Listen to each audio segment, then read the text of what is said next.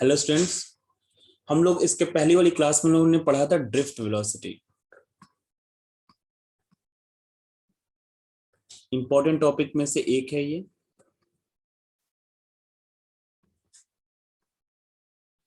और हम लोगों ने प्रूफ किया था v d equal to a tau. A यहाँ पे एक्सेलरेशन है और टाउ रिलैक्सेशन टाइम है।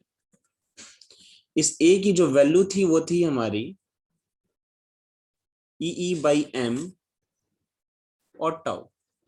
फिर ई को हम लोग चाहें तो पोटेंशियल के टर्म में वी बाई एल लिख सकते हैं। ठीक है, तो आप ड्रिफ्ट वेलोसिटी के नाम पे ये तीन फॉर्मूला आप हमेशा याद रखेंगे। अब जो आज का जो टॉपिक है हमारा वो इन्हीं ड्रिफ्ट वेलोसिटी से रिलेटेड ही है, लेकिन इंपॉर्टेंट टॉपिक भी है, मोबिलिटी ऑफ इलेक्ट्रॉन।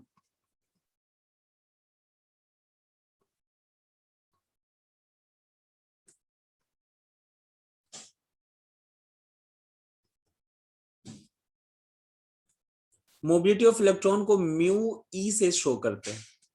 ठीक है, mobility of electron. Actually mobility का क्या मतलब है? मोबिलिटी का मतलब है एक जगह से दूसरी जगह जाना। तो मोबिलिटी ऑफ इलेक्ट्रॉन एक तरीके से वह फैक्टर है जो ये बताता है कि किसी भी कंडक्टर में या किसी भी सेमी कंडक्टर में जो फ्री इलेक्ट्रॉन्स हैं वो कितनी आसानी से मूव कर सकते हैं। ठीक है, वो मोबिलिटी ऑफ इलेक्ट्रॉन हमें बताता है। न्यूमेरिकली अगर हम लोग बात करें तो इसकी जो वैल्यू होती है वो होती है drift velocity of the electron per unit electric field. It is defined as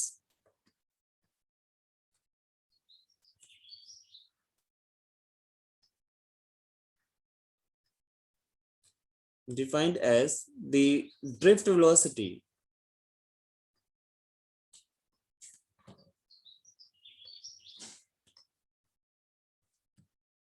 of free electron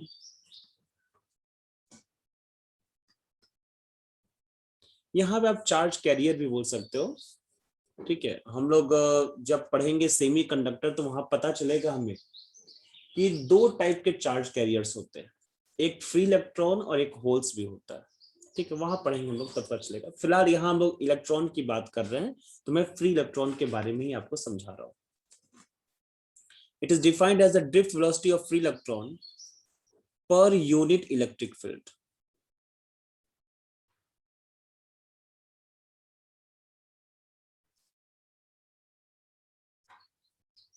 आप समझिए, ई इलेक्ट्रिक फील्ड में ड्रिफ्ट वेलोसिटी कितनी थी? वीडी थी।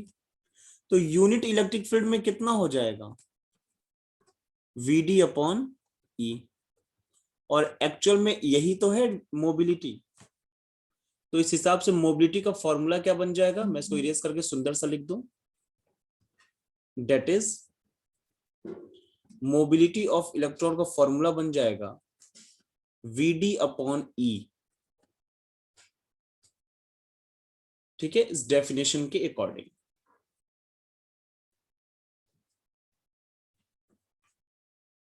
चलिए, वीडी की वैल्यू क्या होती है इसको इक्वेशन नंबर 1 बना लेते हैं। वीडी इक्वल टू होता है हमारा ई बाई एम इंटू टाउ।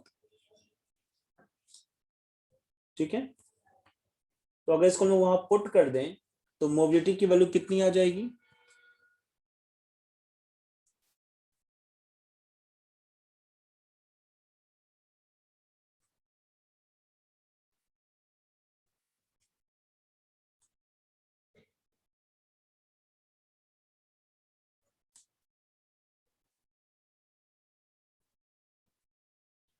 कितना आ जाएगा? म्यू इक्वल टू वीडी की जगह पे ई बाई एम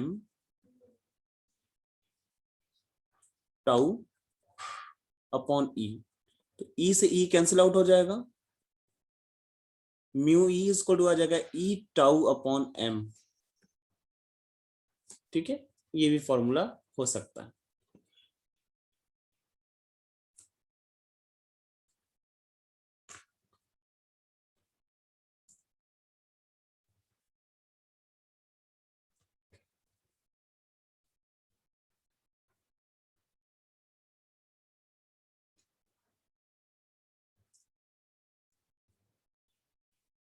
ठीक है, इतना नोट कर लीजिए आप लोग, काफी इंपॉर्टेंट है। नेक्स्ट टॉपिक है हमारा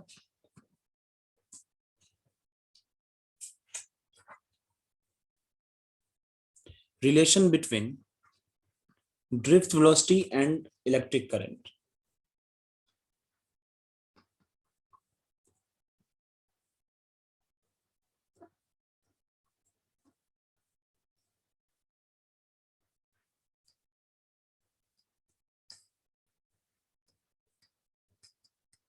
ड्रिफ्ट वेलोसिटी मतलब वीडी एंड इलेक्ट्रिक करंट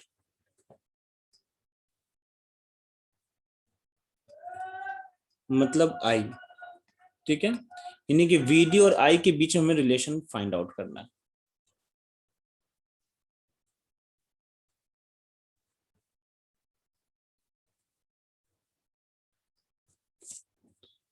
चलिए मान लीजिए कोई कंडक्टर है, ठीक है, और इस कंडक्टर की लेंथ एल है,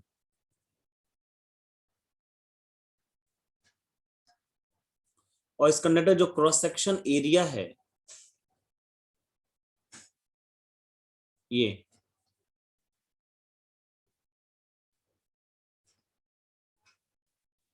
इस क्रॉस सेक्शन एरिया को ए मान लेते हैं। ठीक है, और इसमें ये रहे हमारे इलेक्ट्रॉन्स।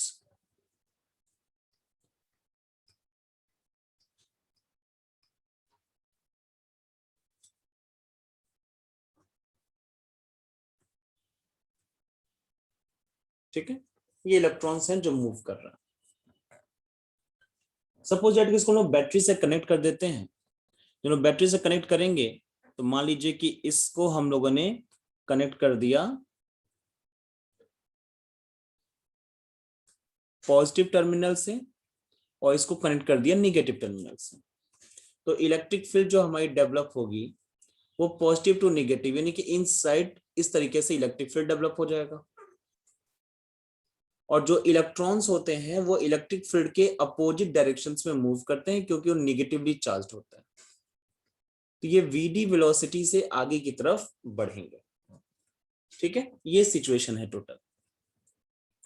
अब हमें ड्रिफ्ट वेलोसिटी और इलेक्ट्रिक करंट के बीच में रिलेशन कैलकुलेट करना है।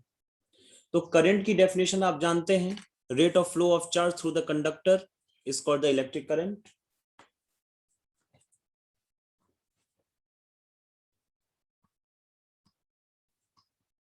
rate of flow of charge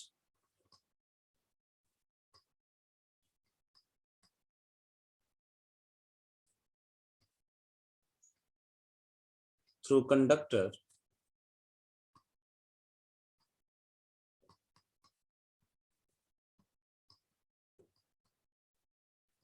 is called current। जैसे मान लीजिए कि अगर if that is if q amount of charge flows in t second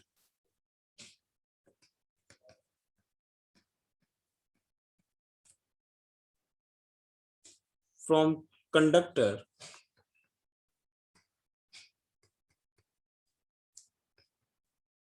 then current I will be equal to q by t।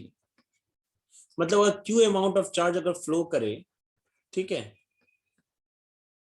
इस conductor से t time में, तो जो टोटल करंट होगा वो होगा I equal to q by t।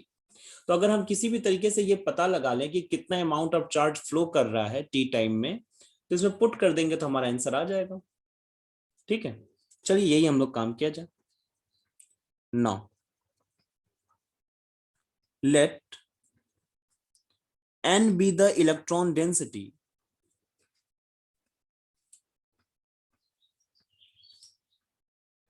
free electron density। Free electron density कहने का मतलब है electron per unit volume.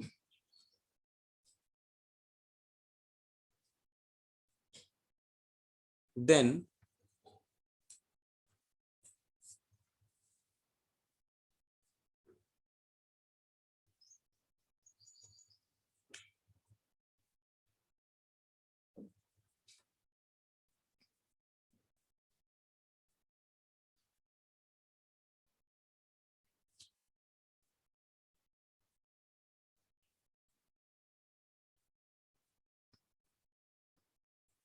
total number of electron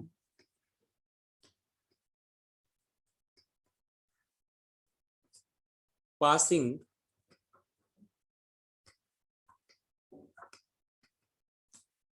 in time t through conductor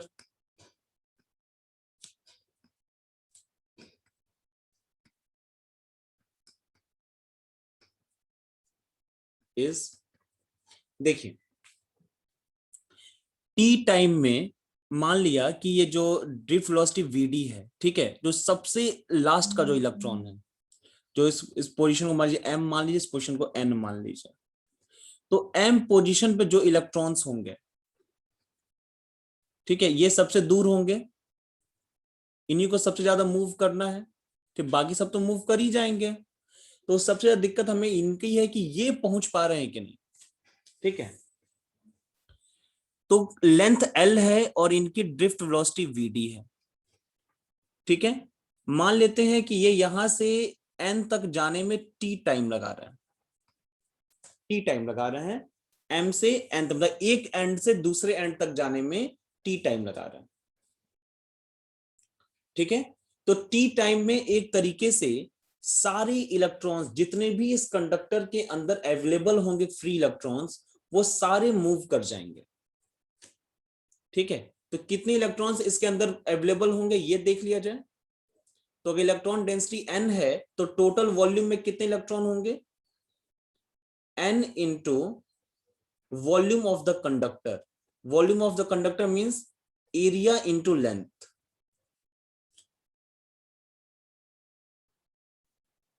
length की वैल्यू क्या होगी, लेंथ इक्वल होता है स्पीड इंटू टाइम, तो लेंथ l इक्वल टू हो जाएगा हमारा speed vd into time t,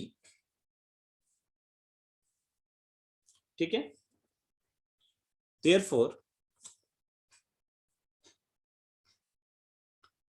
charge moved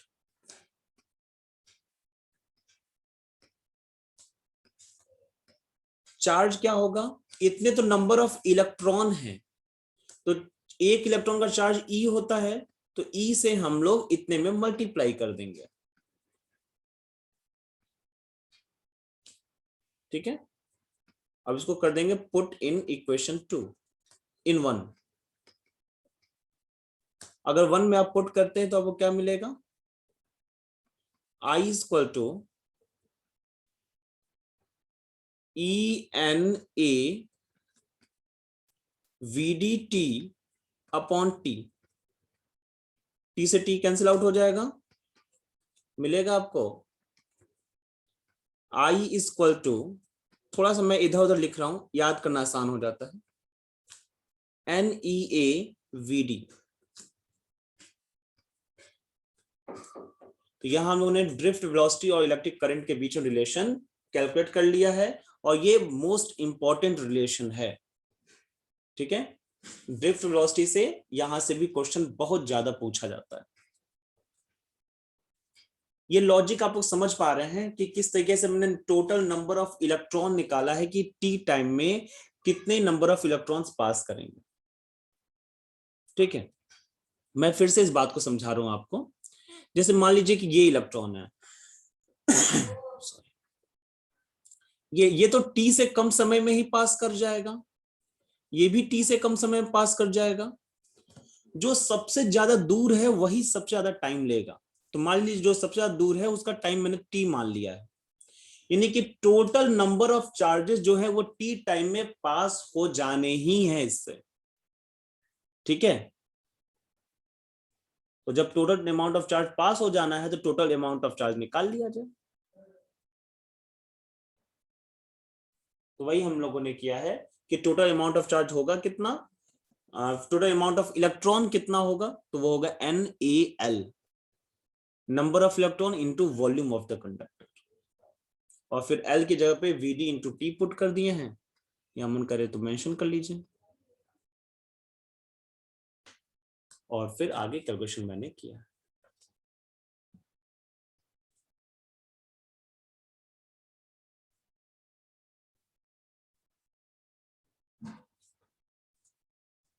अब जो टॉपिक है वो है हमारा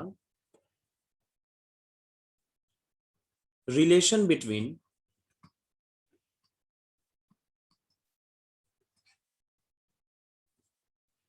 drift velocity and current density. Current density को J से शो करते हैं, ठीक है। करंट डेंसिटी क्या होती है बता दें।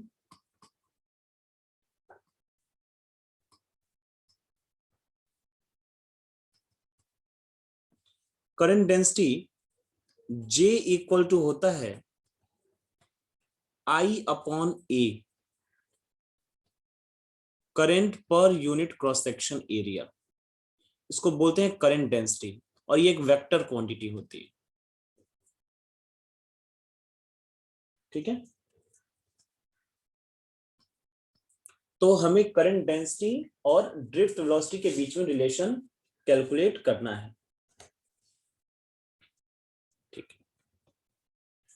चलिए क्या जाए, हम लोगों ने वी नो डेट अभी भी तो हम लोग डिराइव किया है। क्या जानते हैं हम लोग, I इक्वल टू NEA/VD। अब A को आप ना लेफ्ट हैंड साइड में भेज दीजिए, तो I/A इक्वल टू क्या हो जाएगा, NEVD। I/A को क्या बोलते हैं, करंट डेंसिटी J, तो J इक्वल टू NEVD। ये हमारा रिलेशन हो जाएगा। बहुत छोटा छोटा है, इसमें बहुत दिमाग नहीं लगाना है। इन वेक्टर फॉर्म, जैसा कि मैंने बताया आपको कि करंट डेंसिटी एक वेक्टर क्वांटिटी है, तो वेक्टर फॉर्म में अगर आप लिखना चाहेंगे तो J vector equal to -NEVD vector. Minus sign क्यों आ गया बीच में, क्योंकि ड्रिफ्ट वेलोसिटी और करंट डेंसिटी की जो डायरेक्शन होता है वो एक दूसरे के अपोजिट है, इसीलिए यहां पे निगेटिव साइन आया है, ठीक है।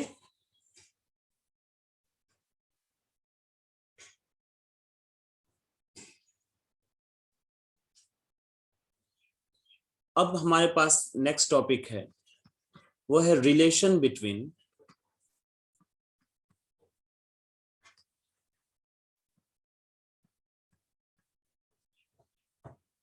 मोबिलिटी ऑफ इलेक्ट्रॉन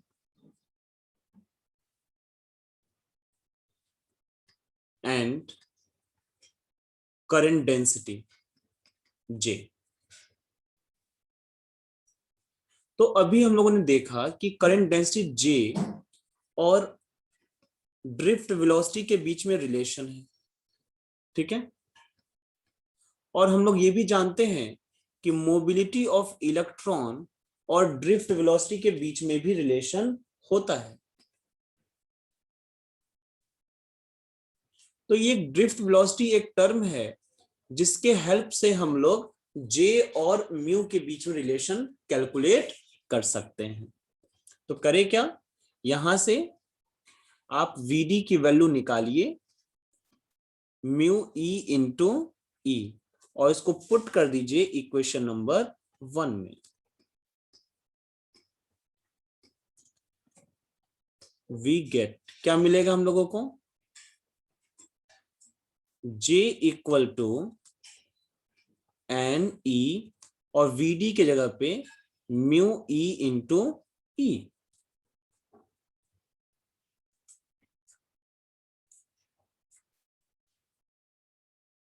ठीक है।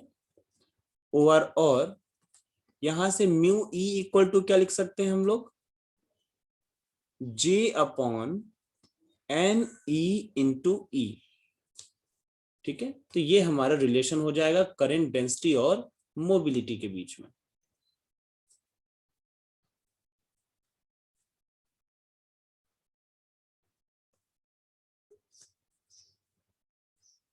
अब जो टॉपिक है वो है डेरिवेशन ऑफ ओम्स लॉ।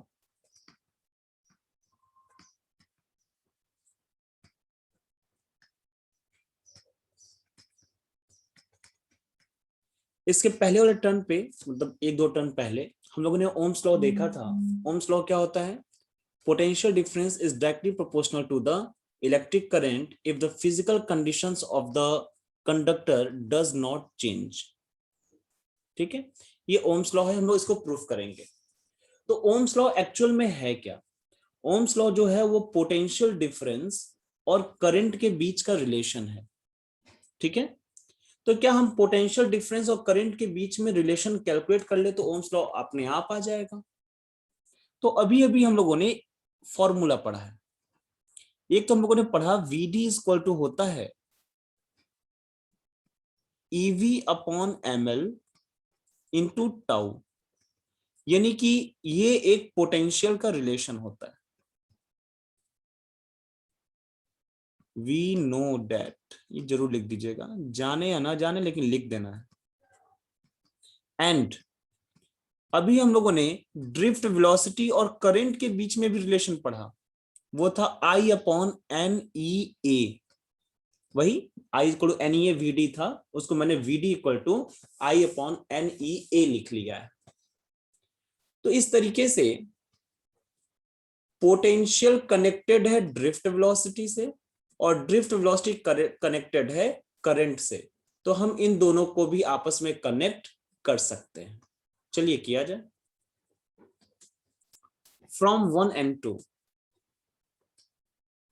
दोनों वीडी के इक्वल है तो आपस में भी इक्वल होंगे, तो हम लिख सकते हैं e v upon e v tau upon m l equal to I upon N E A.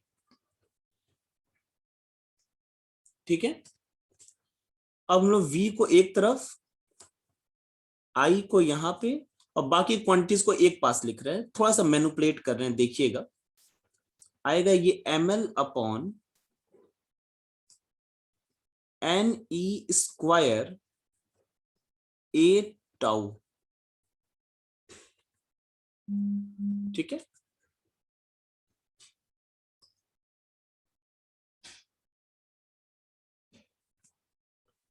Equation number 1। here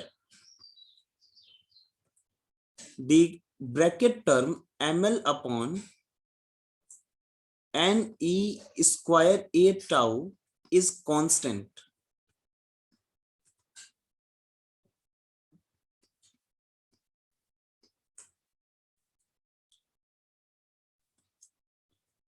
Is constant when physical conditions of the conductor does not change.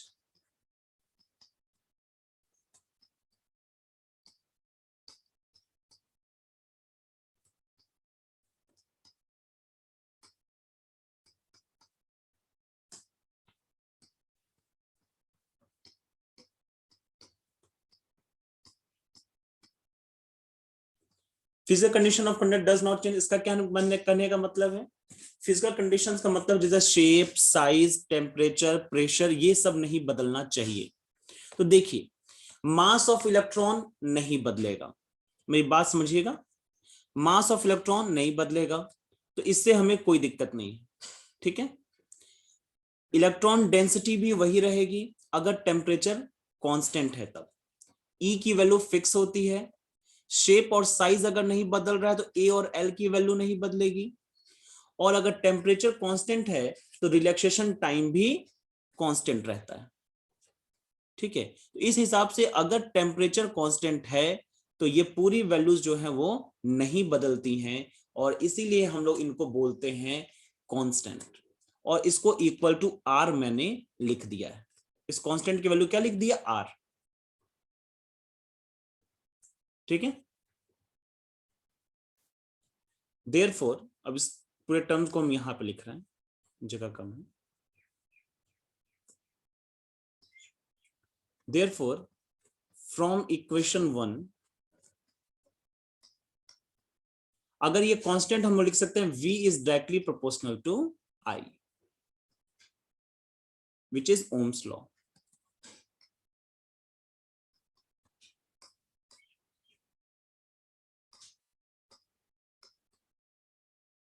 ठीक है, ये प्रूफ हो गया हमारा।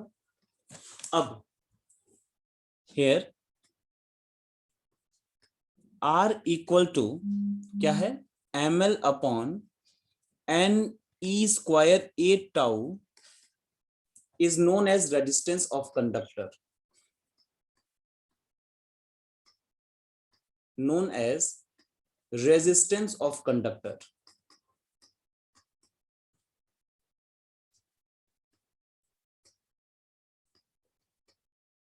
ठीक है, and the quantity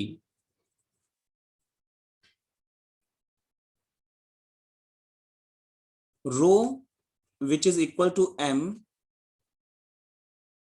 upon n e square tau, इसको बोलते हैं हम लोग रेसिस्टिविटी ऑफ द कंडक्टर।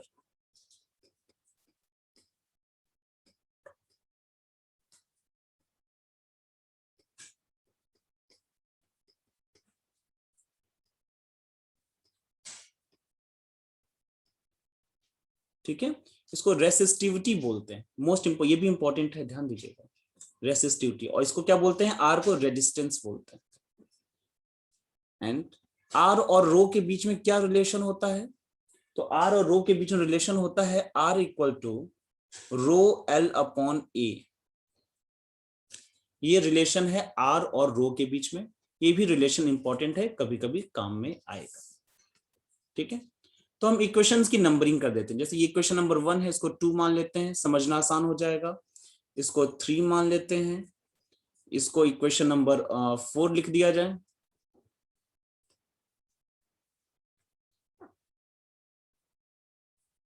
और इसको इक्वेशन नंबर 5 लिख देते हैं।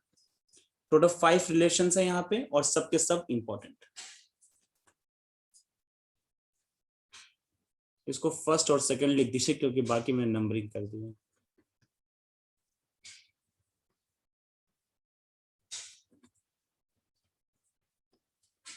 ठीक है,